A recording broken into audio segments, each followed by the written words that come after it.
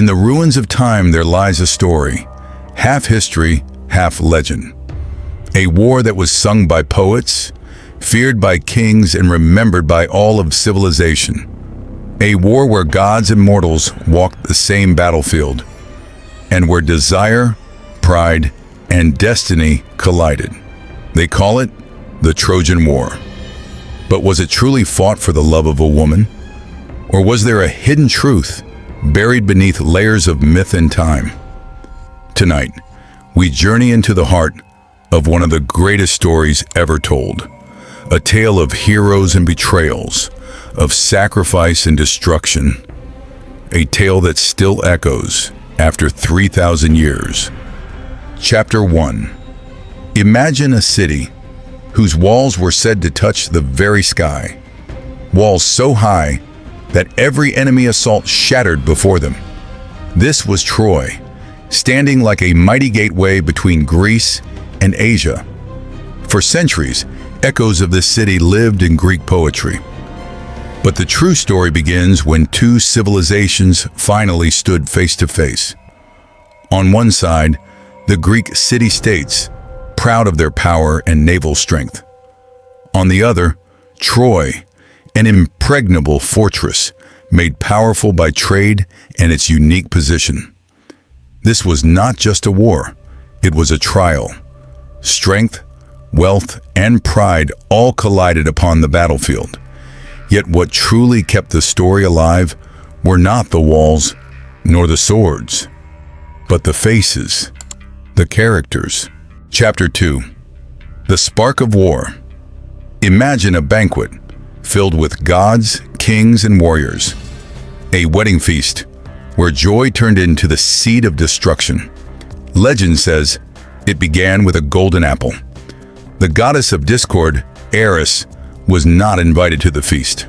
Insulted, she cast a single apple among the guests, inscribed with the words, "To the fairest."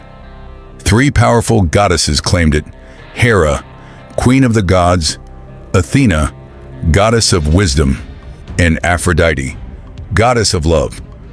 But who was the fairest? The decision was left to a mortal, the young Trojan prince Paris. One by one, the goddesses tempted him. Hera promised kingdoms. Athena promised unmatched wisdom and victory in war. But Aphrodite offered the most dangerous gift of all, the love of the most beautiful woman on earth, Helen, the queen of Sparta. Paris chose love, and with that choice, destiny was sealed. Helen was taken from Sparta. Some say she went willingly, others say she was abducted. But to the Greeks, it was a crime that could not go unpunished. The kings of Greece united, a league of city-states never seen before. Menelaus, the wronged king; his brother Agamemnon, a ruthless commander; Odysseus, the cunning mind; and Achilles, a warrior unmatched in strength. An oath bound them all to defend the honor of Greece and reclaim Helen. And so began the march of 1,000 ships, their sails filling the horizon like a storm. The spark had been lit. What followed would not only shape legends, but consume the world of the Eastern Mediterranean. Chapter 3. The Siege. The Greek armada thundered across the sea, 1,000 black ships cutting through the waves. To the Trojans, it must have felt like the ocean itself had turned into an army. When the ships landed, the war drums began to echo. But this was not a battle that ended in a single clash. The siege of Troy stretched on, year after year. The walls of Troy stood tall, defiant, unbroken. Every Greek assault shattered against them. Archers rained arrows from above, while warriors guarded every gate. The city seemed eternal, a fortress blessed by the gods themselves. Yet outside those walls, the Greeks would not leave. They built camps, raised palisades, and turned the beaches into a second city. It became a war of endurance, where hunger, disease, and time became enemies as deadly as any sword. Within the camps, rivalries burned. Achilles, the greatest warrior of Greece, often clashed with Agamemnon, the proud commander. Their anger nearly broke the Greek alliance apart. But on the battlefield, their fury was unmatched. Each day, duels echoed across the plain. Hector, Prince of Troy, rode out like a lion defending its den. He stood as the shield of his people, never backing down, never bending. Achilles, meanwhile, became the storm of the battlefield, swift, merciless, and unstoppable. Still, the war dragged on. The gods themselves were said to take sides, Zeus watching in silence, Athena guiding Greek spears, Apollo defending the Trojans with his arrows of plague. It was no longer just a human war, it was a struggle written in the heavens. 10 years passed.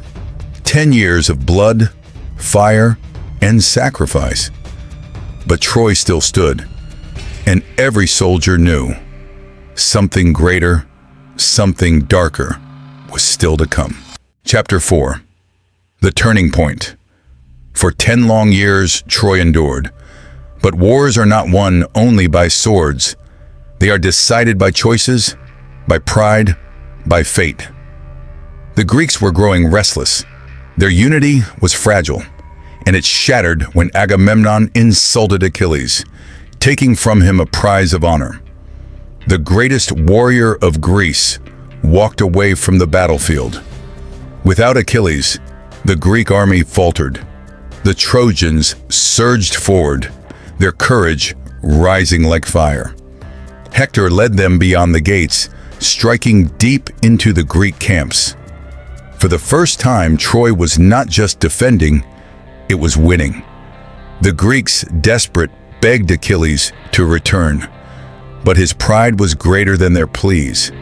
He refused, and so another hero stepped forward. Patroclus, Achilles' dearest companion. Disguised in Achilles' armor, Patroclus led the Greek charge. The Trojans believed the storm had returned, and for a moment, victory seemed within reach. But fate had other plans. Hector met Patroclus in battle. Steel clashed, dust rose, and the false Achilles fell. Patroclus died at Hector's hand. When news reached Achilles, the world changed. Grief consumed him, then turned into a fury unlike any seen before. He no longer fought for honor, nor for Greece. He fought for vengeance. Achilles returned to the battlefield like a god of war.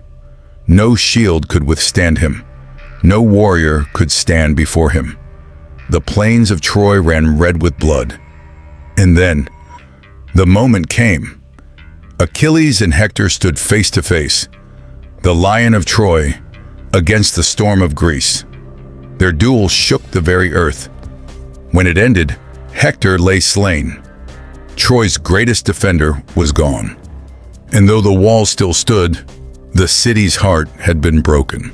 Chapter 5. The Fall of Troy. The death of Hector was not the end. It was the beginning of the end. Without their prince, the Trojans fought like shadows. Their spirit wavered, though their walls still held. But the Greeks knew. They could not storm Troy by force. 10 years of battle had proven that. So they turned to cunning. And in that cunning was born the most famous trick in history. A giant horse of wood, left at the gates of Troy. The Greeks pretended to sail away, leaving only this strange offering behind. The Trojans gathered in wonder. Was it a gift to the gods? A sign of surrender? Or a trap? Voices clashed inside the city. Some warned against it, but others, blinded by hope, dragged the horse inside. And as night fell, Troy celebrated. The war seemed over. But inside the hollow belly of that horse, Greek warriors waited. When the city slept, they emerged, silent as shadows, opening Troy's gates. The Greek army, hidden in the darkness, returned. Flames rose to the sky. Screams filled the streets. Temples, palaces, and homes, all were consumed. And in that single night, the mighty city of Troy was reduced to ashes. Helen, whose name had sparked the legend, was taken back to Greece. Priam, the king, was slain, and Troy was no more. Yet in its destruction, Troy was reborn. In stories, in poems, in memory. The city that fell never truly died. Chapter 6. The Legacy of Troy. Troy may have burned, but its fire lit the world. From the ashes of that city, stories rose, carried by poets, sung by generations. Homer's Iliad gave voice to warriors and kings, to grief and to glory. And from those words, the foundation of Western literature was laid. Rome claimed Troy as its ancestor. The poet Virgil, in his Aeneid, told of a Trojan survivor, Aeneas, whose journey would one day give birth to Rome itself. Thus, Troy was not just a city lost, it became a bridge between civilizations. In time, Shakespeare wove its shadows into his tragedies. Modern storytellers revived it in novels, films, and games. From Brad Pitt's Achilles to virtual battlefields in Assassin's Creed and Total War, Troy still breathes in the veins of culture. But beyond the art and the legends lies a lesson. That pride destroys kingdoms. That power fades, but memory endures. And that the greatest battles are not fought with swords, but with choices. Troy's ruins still stand in modern Turkey. Silent stones, where once heroes bled and poets dreamed. A reminder that even the mightiest walls fall, but stories never die. And so, the echoes of Troy still whisper through time. A story of walls, of warriors, of love and loss. But above all, a mirror of our own humanity. If you wish to journey deeper into forgotten empires, untold wars, and the mysteries of ancient thrones, then step with us into Lost Thrones. Subscribe, ring the bell, and keep the fire of history alive. Because the past is never truly gone, it waits for those who dare to seek it. Until next time, the throne is lost, but the story lives on.